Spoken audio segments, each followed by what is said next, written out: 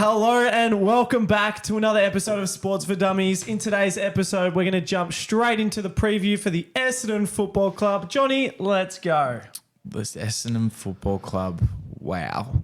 Oh, wow. How do we talk about the Bombers? So 7,000 days and counting since they've won a final. Yep. So it's a beautiful statistic. It's kind of like, the time that I actually remember watching the football. I still remember the last time they won was in it was in 2004, and it was against the Demons. It was a cracking game. Trav Johnston was playing, James Hird was playing, Matty Lloyd was playing, David Neitz. Half of you guys don't even know who they are. I was 8, and I'm 28 now, so it's been a fabulous 20 years of prosper. I still remember the day. Me, mum and dad. It was a nice cold Saturday afternoon. We had meat pies. And James Hird has that really iconic shot where he's throwing the ball in the air when the siren goes. So it's been a long time between drinks, but I was perfectly right on the Bombers all year last year. So we go back to 2022 when they made the finals. Yep. They had a very easy draw, and Essendon and Carlton are very similar in the fact with they got a lot of media pressure. So the Bombers had no pressure in 2022, soft draw, and we're doing really well. I knew it straight away, though. Wait till the end of the year when the pressure now is expected and watch how you'll perform in finals. Weren't great at the end of 2022, and well, it doesn't take a genius to figure out if we won or not. We got flogged by the doggies. Yeah, and for a recap of 2023, there was, up until round 16, 17, whenever it was, we were 5th on the ladder. Yep. We're playing we're one game out from the top 4. No pressure on in 2023 either. We had no pressure. We had not an ounce of pressure to even be there. Yeah. But then we just crumbled. We were so close. We were 5th in round 17. And sorry, it was 2021 where you got smacked by the Dogs. Yeah. But this year you had no pressure going in, and you were doing really well. And then the expectation came. All the Essendon supporters came out to play. As a Carlton supporter, I heard all of it, that the Bombers were better. Can I add, because I'm one of the speakers here, not because you're not allowed to chat. I completely agree. When a team has been in such a drought, this team's gone through an absolute shocking last decade, realistically. 22 decades. Yeah. They obviously everyone's going to get G'd up, excited, but I knew in my heart, we're not making it. We're not going to make finals. There was a glimpse. We had the window, we had the shot of opportunity, and, I didn't want to believe it. It was kind of like, maybe we can actually get into a final. We can actually, win. No. We crumbled. We absolutely tore it down. I'm sure you say you had a bet with one of your best mates. He goes for Essendon, and he was eating his words up after that one. We had a bet at the start of the year. I think would Essendon beat Carlton, because Carlton always lose to the Bombers. Carlton always beat the Bombers. Yeah. And they beat us. And he got super happy. And for weeks I was trying to get a double or nothing bet because I was done. Yeah. And I just went, Carlton won one game. I think we beat Port. And I'm like, we'll finish higher than you guys. And I got the double or nothing bet and swiped all my debts. So Jordan, if you're listening, hi. But that comes down to, for the Bombers, there's a mental aspect, and you've got a lot of holders in the list. Yeah. You've gone. That's why it'll be interesting to go through the ins and outs. We won't go through the list just yet. Yep. Because looking at the list that we've been looking at prior to just the Essendon Football Club, and we've only reviewed 3 teams prior, we suck. Yeah. We suck. This is the worst. Out of everyone we've reviewed, this is the worst club so far. And don't get me wrong, we've done 4 clubs. We've done some pretty good clubs prior, That's true. Yeah, no, Essendon, just in general, I don't think, I know they've recruited hard. I think that, like you said, the 17 premierships, I think they're looking at it going, can we be up there and be in somewhat contention? You've got the 3 big Melbourne teams, up there. Can we actually, run into a final series, win a game for once in their bloody 20 years?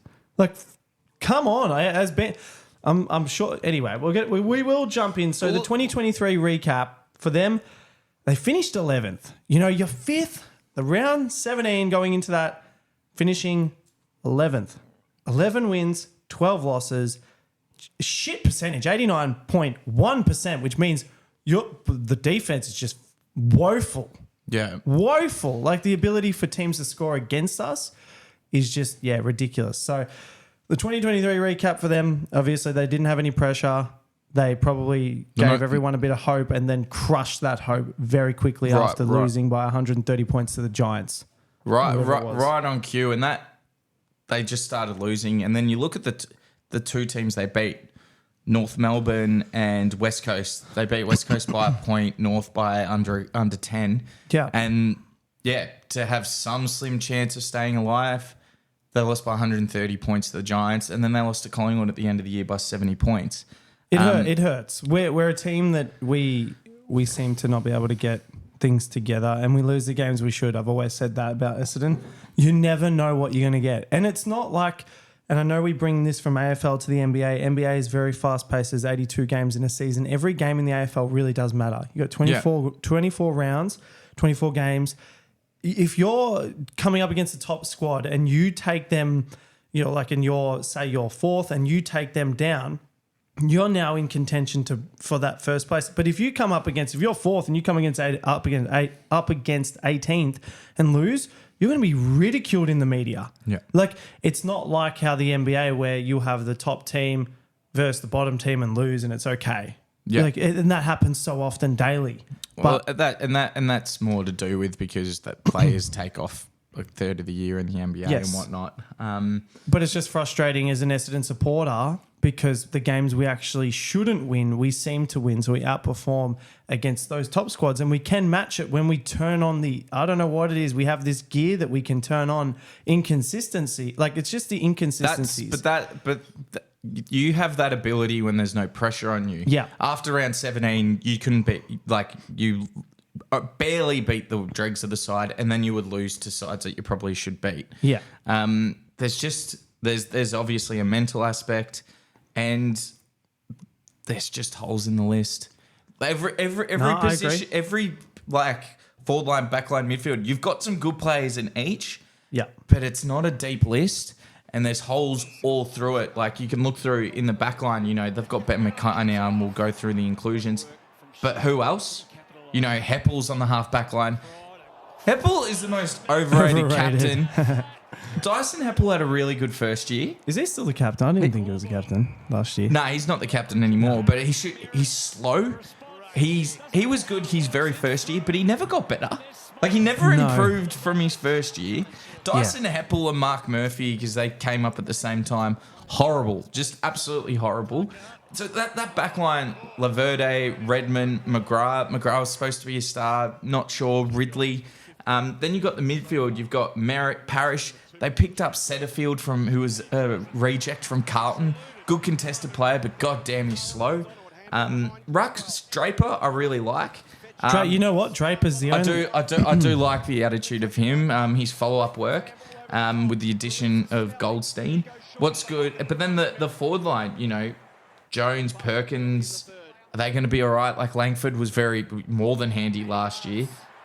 Stringer's up and down. We know he's best, but his worst is horrible. Can I say this? Peter Wright coming back in, that's big. That's huge for us because he's a monster. He's giant and he's actually a really good kick. And he finished fourth on your goal kicking and he didn't even play half the year. That's what I'm saying. That's alarm bells. Yeah. And he can take a mark, a very good contested mark. He's a good kick too. Yeah, he's a great kick. He's missed. I love that. The one thing that we miss is a key forward that has been, and Peter Wright. We're hopefully he can stay good and come in and play a full season. I would love to see, and a challenge out there, Jake Stringer playing some absolute, he fires up our club. He's our pump up player. When he comes out and he absolutely turns it on, we win. There's no denying that. When he's kicking goals, he's kicking his bombs, the club, the crowd, everyone comes alive. If we can do that day in, day out, just for at least 18 rounds of the season, we will be in the finals. Yeah. But if he doesn't and he doesn't turn up, then we're screwed because we don't have enough firepower in the other through the squad and our backline absolutely sucks. Well, going through, I mean, you look at the top goal kickers for the Bombers, your midfield is almost non-existent. Yeah. They don't hit the scoreboard. No, not at all. Not at all. Our midfield, I mean, you look at it. You've got Parrish. You've got Setterfield, Merritt, Martin, Durham. So Martin had a good first year, thought. Yeah, I agree. I do. I do think he had a good first year, but wasn't outstanding. It wasn't anything that was. He kicked 5 in his first game, didn't he? I don't remember. That was pretty good. I'm not going to deny that. He got a few. But there's no apart from Merritt, who had a career, like he had 28 touches. He only kicked 8 goals, but Parrish is a good ball winner. But even when a couple of years ago, he had that string of 30 plus touches, I thought a lot of it was junk ball. Yeah, I don't really think he damages it. Yeah, no, I agree. There's just holes throughout the whole side. We need a scoring midfielder. Yeah. We don't have one. Well, that was supposed to be. You look at any team that's in the finals. What do they have? Very good scoring midfielders. Like very good. They have at least one. Very good. They have a key forward, or they have a lot of good small forwards, and their backline is actually useful. I don't see any. They're half backmans. Top tier elite. McGrath and Heppel. So McGrath's supposed to be a gun, and he hasn't been. Heppel's old, but that's Heppel shouldn't be getting a game. Interesting about. So I mean, you look at Collingwood, who kicks goals from the midfield. I mean, Collingwood have gone for back to back. Carlton have just made their first prelim since 2000. The Bombers are the ones who let that down. They have recruited hard, and so. They've got Nat Caddy, through the draft.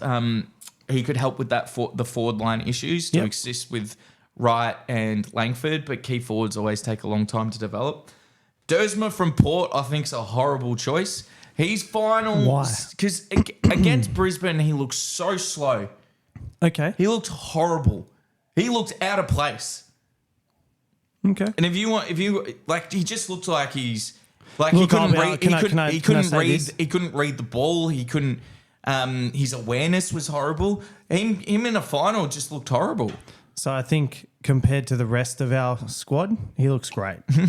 That's what I don't disagree. But hopefully he brings good habits. When you've got the likes of your Doherty, when you've got a player like Doherty running off your halfback, you can say whatever you want because he's the best, one of the best to do it in the league. Yeah. I don't think you can. That's fair. You can't compete with that. We just don't have that stardom. McGrath and Heppel ain't that. Yeah. But yeah, so that's so you've got Goldstein as well. So I think that's huge in. I think that's handy. Bit of coach sort of thing. mentorship for Draper because I actually really like Draper. Goldstein's been one of the best tack ruckmans of our lifetime. Yep. He's got good work ethic. He runs the ground well. So just that little bit of support. He's not going to be the starting ruckman. I wonder if he'll come in and kick some goals up front, forward, or if he'll go down back. I'm actually curious if they're trying another big body. Well, yeah, I'd hope. You never know. Maybe they chuck him down back. Maybe that's their plan. I don't think he'll be. He's not cut out for it, but maybe they make. He's old. I don't think he wants to play in the back line. He's like, nah, guys, I'm done. He'll be great for Draper, I think. That's personally. And then we had a good pickup from North, Ben Mackay. That's going to be that's huge. That's going to change our back line. That really gives it that pillar in the back line for you guys, and I think this could help because I was talking about the holes in your side. Sorry, guys.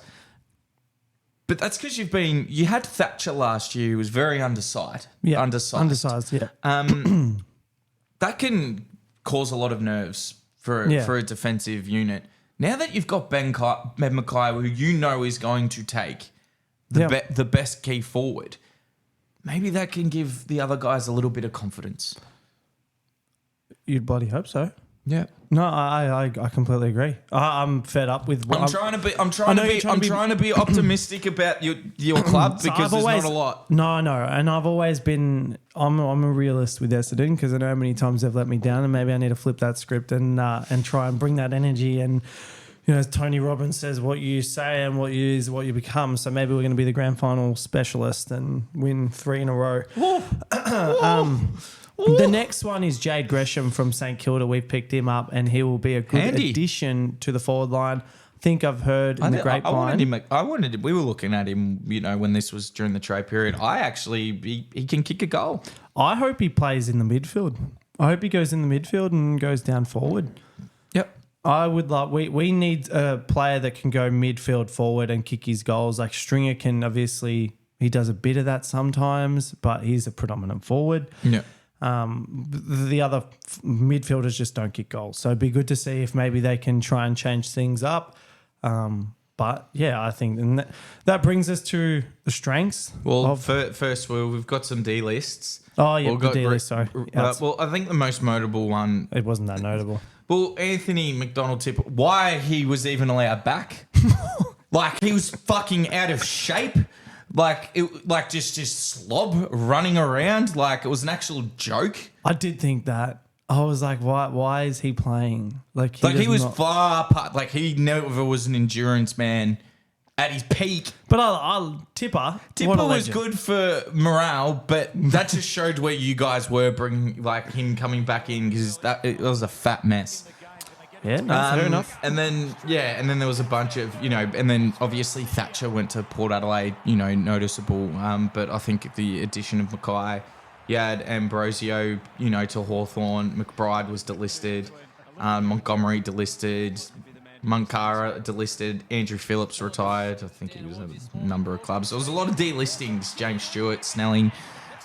Bit of clearing out. Yeah, we were purely clearing out.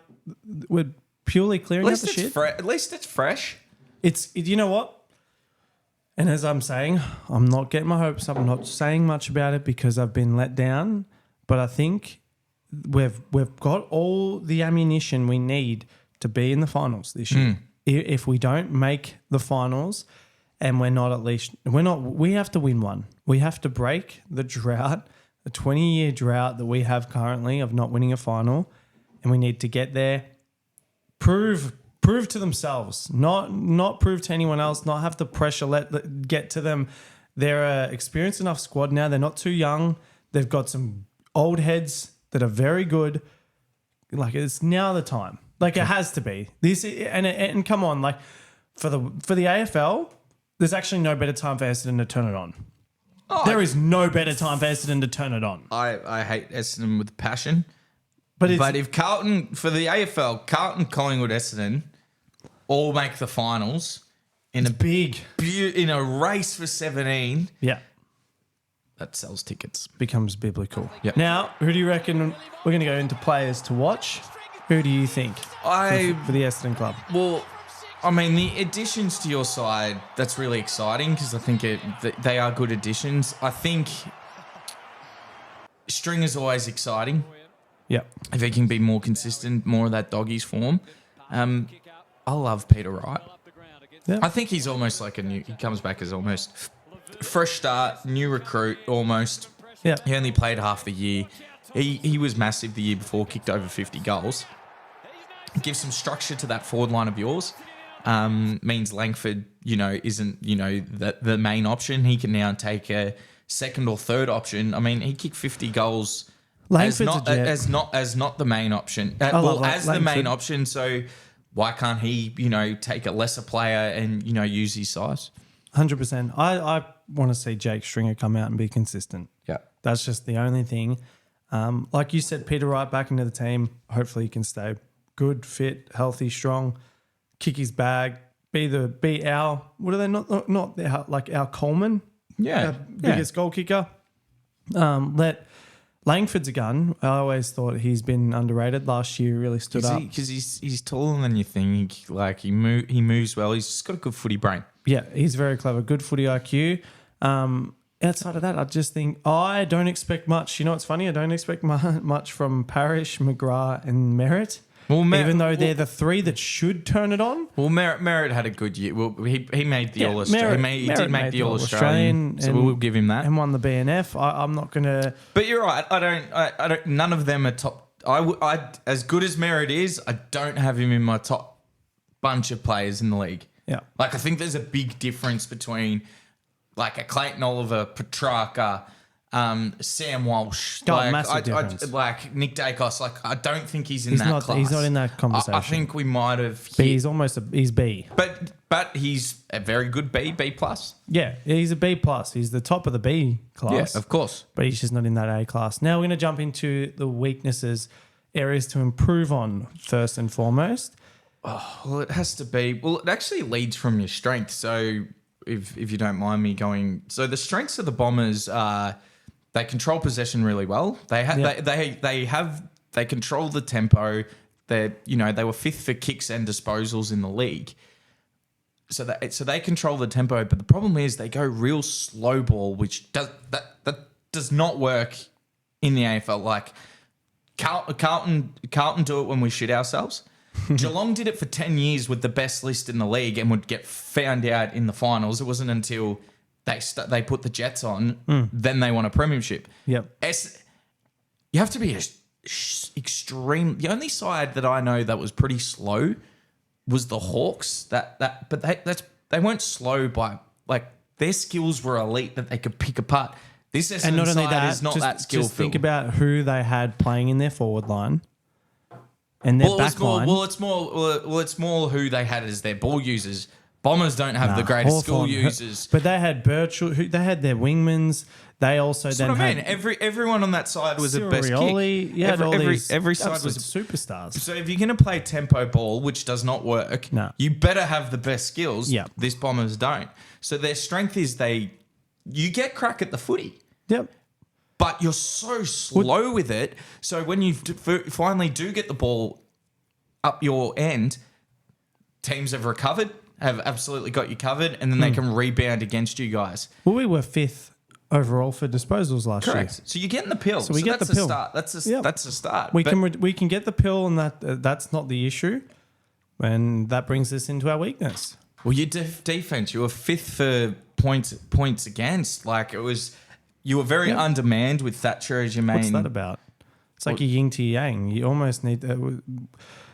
If you're 5th in most disposals, it should mean that you're going to be getting the ball towards where you need to. But clearly, it was like the opposite effect. It was the way you were, because you moved that ball so slow. Yeah. Your forward looks weren't great. There's just no identity. But when it went against you guys, you were so undersized, very undersized. And just didn't have anyone there. You don't have your run's not amazing. No. So Mackay coming in, I think, really will stop that. Yeah. At least nullify the other team's best forward. So your weakness could become, improve. At least improve. It should. It 100% should. And the more that we dissect it, I'm getting a little bit of hope, not a little bit of hope, but a little bit of confidence, because now that if that's our biggest strength, being 5th with disposals means we get a lot of the ball. We do have players who know how to use it. It's just a matter of if we can stop the other team scoring against us and converting the defense into offense like the best do. Well, look who, and this is where the good thing where you look at, you've gone aggressive, you've added a key defender, you've added a backup ruckman, you've drafted a key forward. And not even just a backup, right? He's one of the best to do it. Yeah, exactly. You've recruited a key forward. So you've sort of added pieces. Yeah. So whether it pays off now or not, you have, it feels like you're going in the right direction. We actually added the king and queen on the chessboard. Yes. It's fine. Only took 20 years, I reckon. I reckon we're now a hope. This is every Essendon. Oh, you went from very... We're going to win, guys! Josh went from suicidal to, premiership favourites. Oh, shit. There's a bit of bipolar in that one. Now let's jump straight into the fixture. Who are we playing? So Bombers start off with the Hawks. So you should, if you can't beat Hawthorn, this could be your season and mental toughness all on the line. You lose to Hawthorn, you're done. No, calm down. But no. You beat that side. You are better than them. Then you have Sydney at the SCG, then St Kilda at Marvel, then Port Adelaide at Adelaide. So you actually have... Shit. You actually That's a hard run. After the Hawks, you actually have a pretty hard run. Then you have the Dogs, Adelaide and Adelaide, then Collingwood. You got a terrible run. Bombers could be 1-6. And that hope is gone. Well, my expectation and Essendon's expectation just went out the fucking window. You think? Holy shit. I won't talk about how unfair the fixture is because obviously not every side plays each other once or twice. Like, it's a very unfair system how they do it. But you'd think for not making the finals, you'd have an easy start. That's rough. You know what I will say, though? That's rough. I'll have a huge amount of confidence if we come out of the first 8 rounds or 7 rounds and we're won more than half. Huge amount of confidence. If Huge. Essendon are 4-3, from that, seven. you're in a very, very good spot. position. Yeah. Because then in the next month, you have West Coast North and the Dogs. The hard thing will be... the Tigers, which are I will bottom say clubs. this, and it's going to annoy me, but I think it's very true. When you bring in big players and like 4 big recruits like we have, they're all going to play the roles on the ground, go straight into the starting 22. It's going to take a bit of time for the team to gel. That's genuinely going to take a bit of time. So I am a bit worried that hopefully maybe their preseason has been bloody damn good. If it is, well, maybe we can take it to these teams. If it's not, there's going to be a lot of learning along the way. It's going to be it's going to be a hard season. That's the hardest run I've seen so far of the 5 that we've reviewed. Now, what's our pass mark then, based on this? You're gonna end this video from a more of a feelings-based, emotional Essendon supporter. So, I think Essendon have to win a final. Like, in terms of the passion, it's been so long, you have to win. If it wasn't that the case, I think for me the pass mark for the Bombers is making the 8. Yeah. But I can understand if you guys make the finals, great year, and then you lose a final, you will get crucified in the media. So a pass mark probably for in reality is to win a final. For me, Essendon getting back to the 8. I think that's all I expect. For a successful year. So I have them making the finals, but not winning a final. Now, hold this. As an Essendon supporter, take the preview hat off. What's it feel like being a Bomber supporter at the moment, going into 2024? Tough. Yep. Tough. The reason I use the word tough, it's been a long, like I said, 20 years of not even, we make the finals, but we can't win. We've had a lot of sagas. We've had the drug saga. We've had all the shit. Hurdy, who is a legend of the sport, in our team especially, cop a lot of criticism. The whole team that was there, it was ridiculous what happened to the Essendon Football Club. Still haven't recovered. As I'm speaking, we're speaking about the past. But outside of that, you've got to look at what is now. We've recruited really well. Mm-hmm. Last year, we had such a good glimpse. We were round 17 going into it, 5th on the ladder. And you're only a game, and not just 5th, you're a game outside the 4th. Yeah. So we were so close, but we clearly didn't have what it took when it mattered the most. I think with the players that we've recruited, I don't think any of them have seen any finals experience as such. Like I know Dersma, Gresham, not really. Goldstein and Mackay. Goldstein played in a couple of prelims between 2010 and 2020.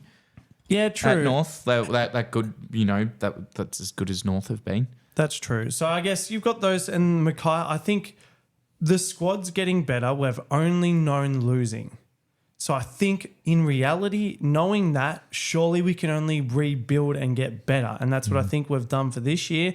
It's been a bloody hard slog. It's been hard. And every Essendon supporter probably has a bit of hope going into this year. Now looking at the fixture, you go, shit. But at the same time, if we can come out 4-3 after the first 7, we'll be in a good spot. And I'm just hoping that we can make the 8 this year. Whether or not we win a final, I actually think it's a pass for them to make the 8. I don't think they're worthy of a finals win yet. Whether or not the 7,000 days and counting applies here, 2 different things. But it's been tough because you don't see much success, and they're one of the top 4 Melbourne squads that you would think, you can actually get up and just get to a granny. I'd love to see one in my lifetime, but it's been bloody hard. Everyone says, I saw one in 2000, but I was 4 years old walking around, don't remember a single bloody thing. So it's been tough being a Essendon supporter, but it's only going to get better. That's how I look at it. We're only going to get better. We're recruiting better. The players, I think, will only get stronger. And I think this year we really have a good shot. We have the best squad we've had and best list we've probably had in, I'd say, the last 3-4 years. Yep. So I'm just hoping that it all comes together a little bit and we can show some more signs and some good glimpses and actually pull through. So I want to make the 8. Okay. Whether or not we're going to get media, we're going to get ridiculed in the media no matter what. Okay. No matter what. If we don't make, I genuinely think that we could win a final and then we lose the next one. They'll be like, well, you had a squad to win it. No. That's the nature of being a Carlton, Collingwood, and Richmond. It is. You're going to cop the grunt. So it is what it is. Well, guys, we are finished for that. That's the Essendon review. Please pop a comment on where you think the Bombers will finish. Tomorrow we will be reviewing the Fremantle Football Club. So please like, subscribe, ring the bell, and we'll see you tomorrow night. Thanks for watching, guys. See you tomorrow. Bye-bye. Bye.